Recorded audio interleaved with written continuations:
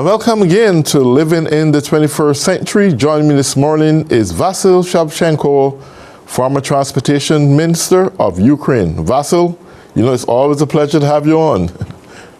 Thank you. Nice to see you. Thank you for having me, my friend. Absolutely. It's a pleasure.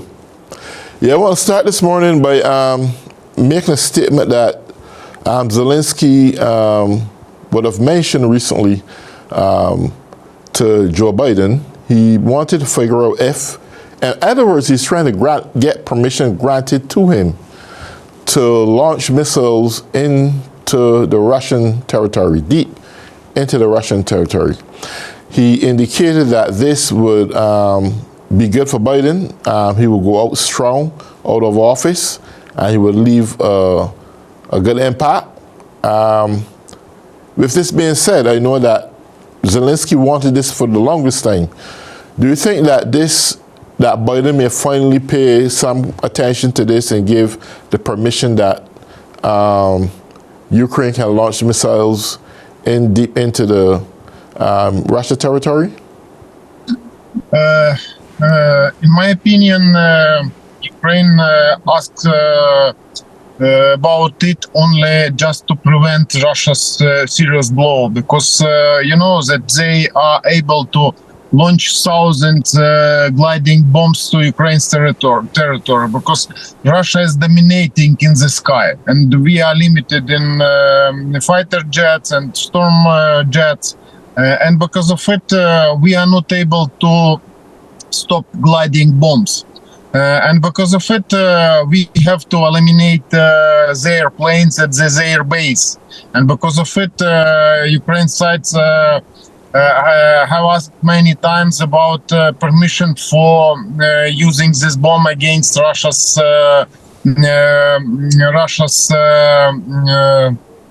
runways and air base, just to eliminate it. And it's only way to prevent serious blow, and because of it, you know that Ukraine troops are fighting effectively, but we have no domination in the sky. The only thing, and just to prevent, we need that Ukraine forces have asked about it, because it will allow to move Russia's fighter jets at the further distance from Ukraine's territory, and it's a so-called security zone, because they are launching from this territory gliding bombs, and there are a lot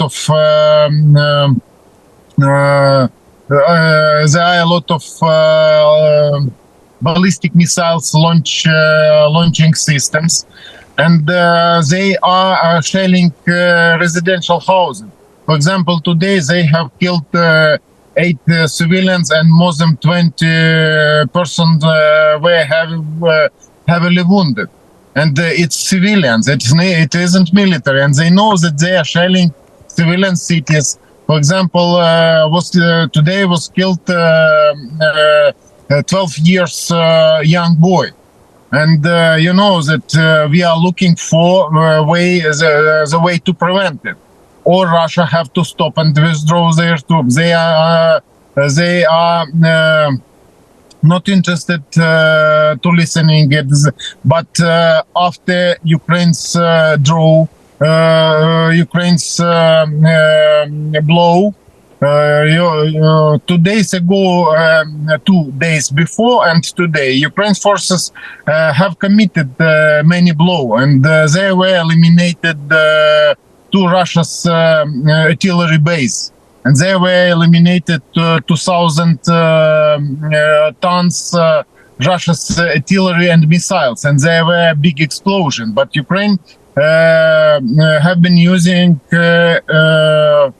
Ukraine's produced long-range drones, different type of drones, and it's our answer to Russia Federation, because we have no way to stop them.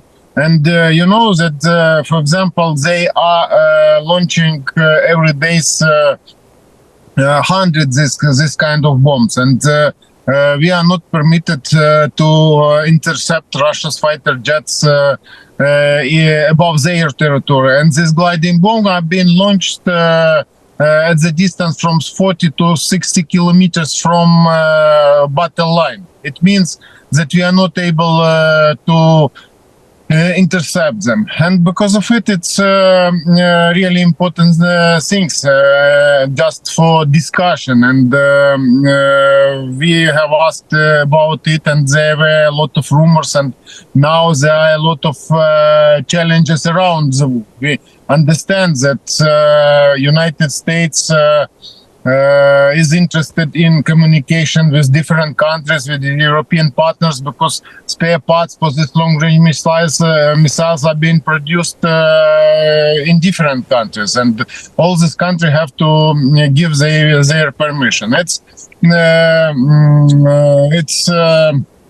difficult to wait, because every moment we delay this answer, Ukraine have to pay human rights, Ukraine soldiers' lives. And I think that this discussion have had many challenges, but there are no way out from it. We understand that Russians are not interested in stopping war. They are not interested in ceasefire peace agreement. They only need to stop for a short time, just to produce more and more military ammunition, and to launch further, because the quality of life in Russia is worsening, and they have turned into dictatorship, and dictatorship has no any communication with society. And now they are on the brink of full-scale mobilization. They are going to mobilize new army to arm them, and they will continue if we don't stop them here. It's only challenge. And about it, Zelensky wants to speak with Biden, and he wants to speak with former President Trump, and he wants to speak with Miss Hillary. Kamala Harris. Yes,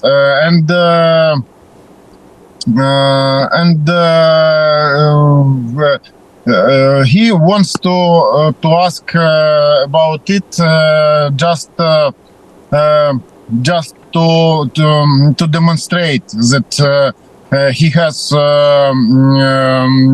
own opinion and is formed, and he will visit to discuss it. And I think that it's challenging questions, and I think that Joseph Biden understands it, because he is committed the idea to defeat Russia Federation, and he is our big friend, and we are sure that the next president will follow his idea, and will follow democracy and unity between European countries and United States. Well, there's a lot of complications, I think, at this juncture, excuse me, when it comes to, excuse me, when it comes to giving more financial aid to Ukraine. What impact would this have at this juncture of the war? First of all, I'd say that this money which were promised head of European Union who visited Kiev concerning promises for covering social needs First of all, private state, not private state sector. Ukraine, because Ukraine, all money from Ukraine's budget are sending to the military forces, and Thank you, my and brother. because of it, yeah, and because of it, we have had many negotiations, and this money was promised as a result of meeting Grade 7. And European Union countries leader who visited commented it that this money will be paid Ukraine at the expense or as the insurance money which are arrested from Russia Federation, because it seems to me 245 billion are arrested in European Union, and all this money can be used for Ukraine's interests, just to strengthen Ukraine's forces and to cover expenditures caused Russia's aggressions against Ukraine. It isn't money from state's budget to European countries. Well, I know for a fact that the European allies had given a lot of support to Ukraine, but I'm looking at presently our president and waiting for this election time to be over with, that people can really make some concrete decisions. A war is not something we can wait on for the standard political ideas and concepts come together before you get your support. Everything is like, we need it now. We need to get that financial support now. We need to get military transport now. We need to get everything done like now, in seconds, in minutes, as time proceed. And as far as I understood is that there's a lot of delays going on around this. Ukraine can't wait for delays. It's an ongoing war. I don't know where Russia is getting this support from, how you can consistently fund this war, how you can consistently replenish military artillery to get to fighting planes. I mean, I look at their stats recently, and they had lose so much troops. They had lose so much planes. You name it, they have lose it all. And I'm wondering, with Ukrainians penetrating the boundaries of Russia, if they have that support that they are asking for right now to bomb deep within the Russian territories, that it can bring this war to a close to halt, then why should the U.S. government spend so much billions of dollars to continue to support the war when they can make it happen and bring it to an end? How would you see that? I mean, it looked like the Ukrainians can make this war end pretty soon if they get the kind of support they're asking for.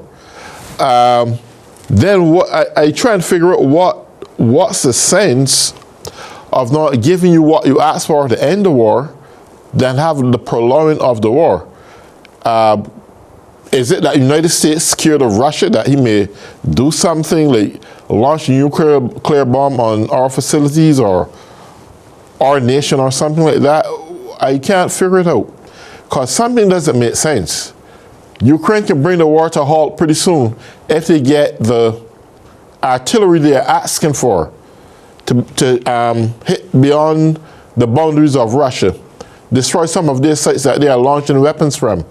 If they can do that and rightfully defend themselves, I can't understand why United States is not giving them that okay to do that. And if you do proceed to do that without their okay, it's a good likelihood they may withdraw, give you the kind of support you asked for. So you're like between a rock and a hard place. I know that Zelensky is due here within the next 2 weeks. He will meet with President Biden. He's going to meet with Kamala Harris and even Donald Trump. Do do you see where he can actually filtrate their minds and change the philosophy of thinking that if they do that, they can cause a nuclear war, or just give Ukraine what they want and bring this war to a halt that everyone can proceed with their normal lives? I'm afraid I will not be able to answer for these questions in details. Yeah. First of all, it's really important and wide question. But first of all, I'd like to say that Ukraine is get under Russia's full-scale aggressions. And Ukraine is able to defend our territory different way. And for example, if they are bordering security zone, it doesn't mean that Ukraine is going to storm Russia Federation territory, because the usual military are not speaking about battle line or border. They are speaking about more comfortable or less comfortable position to defend territory, because you can see that there are a lot of hills are holding Ukraine's forces, and in this case we can see only about security zone and about main reason to defend our territory without big casualties. And them, I'd say that we have to do it because of lack ammunition. Only we have had many promises to supply to Ukraine ammunition, but in promised time are being supplied only 50% of this ammunition. And Ukraine has launched producing domestic weapon, and Ukraine is producing big number of ammunition. And because of it, we are socializing, and better to say, our officials are socializing with the Europeans and Americans partners that if they are not able to supply Ukraine enough weapons, they can cover our expenditures for producing this weapon. Because, for example, Ukraine is producing biggest number, 155 artillery, and it's Ukraine's company which is producing about 18 motors a month. And we have received cooperation with Denmark, who has covered these prices. And we know that countries who haven't known what is the Russia aggression are not able to understand us, because we are at the battle line. But what will be next if, for example, Ukraine is fallen? Russia will go further, and no country will be able to stop it. And because of it, we are socializing about common challenge, and about now we are fighting and we are asking only about weapon. But if in worst case scenario, they have to use this military equipment themselves, and it will be a little bit different type of war. And now, as we have had many promises to use nuclear weapon and to use different type of hypersonic missiles, but they have used all this arsenal against Ukraine. But Ukraine is fighting. Ukraine is successful in this combat events, and we are ready to go further, just to help us. And it's only questions to our partners. And we understand that this year is quite challenging year, because around the world we will see many election campaign, and all politicians are interested in promoting their own interests. First of all, they are going to get to power, and they can use different speeches, different conversation. But Ms. Kamala Harris visited Ukraine, and she knows how difficult to hold Russia's aggression. Just imagine that its country, which was frightening all country around the world. And now all our partners have understood that they are weak. They are not able to have successful operation at the battle line when they are fighting against Ukraine's army. And it has demonstrated that we are able to do all our common work, but just to help us.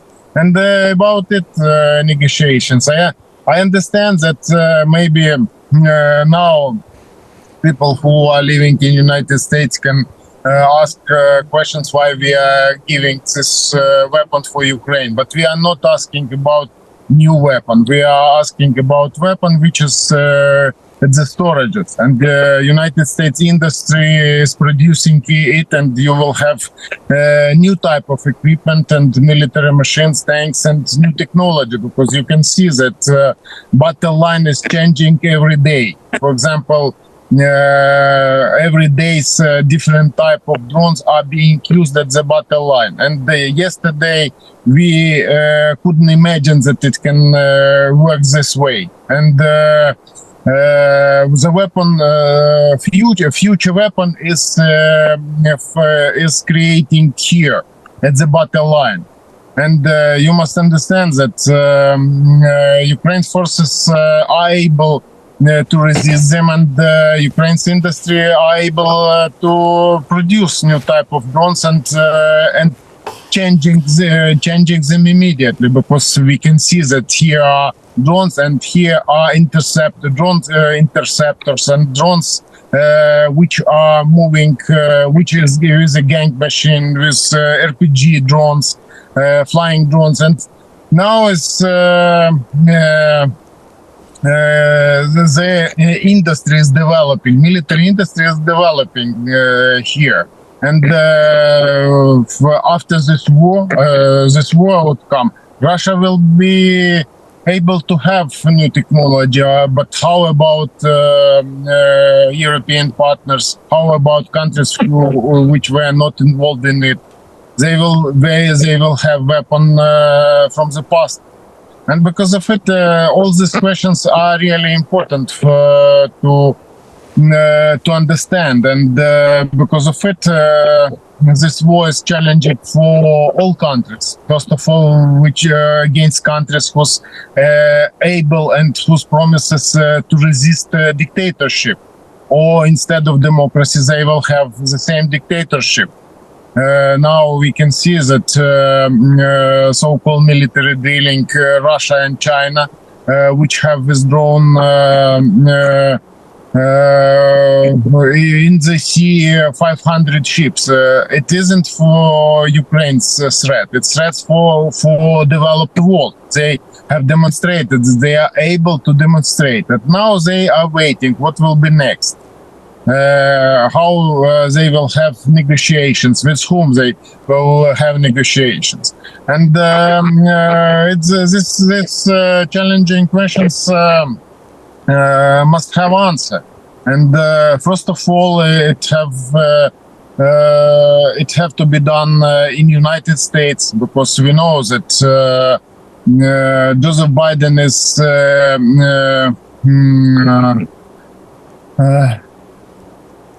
our big friend. He have visited Kiev many times, and he knows a lot about it. And I'm sure that he will be able to help Ukraine and Ukrainians to resist it. And he understands responsibility for this events in Ukraine, and he know how to stop it. But now his partner is going to be the president, Kamala Harris, who is responsible person, who understands it too. I cannot say the same about Trump because I don't know how he will act in this case. But now this challenge is our common challenge. It isn't only for Ukraine. For example, you know that in Ukraine there are volunteers from different countries who understand that they have to fight for freedom. They have to fight for their country in Ukraine. And there are many foreigners were killed at the battle line in Ukraine because they understand it and they are responsible persons and they have to stop war in Ukraine, not allowed to spread it to Europe or around the world. And it's only way. I'm not sure that I have managed to answer for your questions in the whole, but yeah, it's my opinion, and sorry if I missed something. That's okay. Well, we're down to the last, let's say, minute now. If there's any final thing you want to say in the next few seconds, feel free. Yeah. Okay. Well, I want to say thank you all for joining me today on Living in the 21st Century. Bringing this great intelligent information from Ukraine is Vasyl Shavchenko. He's the former Transportation Minister of Ukraine. I also thank you for your insight. And we will be looking forward to continuing to speak on the next interview. And for all those who have been tuning in on Living in the 21st Century, have a blessed day.